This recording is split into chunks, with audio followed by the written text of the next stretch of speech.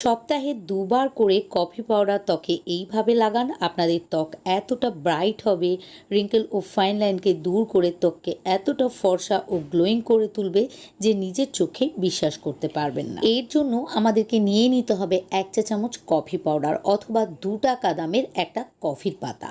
Coffee আমাদের ত্বকে anti এইজিংয়ের কাজ করবে, সেই সঙ্গে ত্বককে ইনস্ট্যান্ট লাইটেন ও ব্রাইটেন করে তুলবে।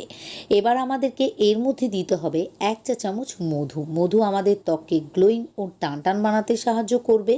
নেক্সট এর মধ্যে দিতে হবে ১/২ চা চামচ কস্তুরি হলুদ গুঁড়ো, তবে আপনাদের কাছে এটি না থাকলে ১ চুটকি রান্নার হলুদ গুঁড়ো অ্যাড করতে পারেন।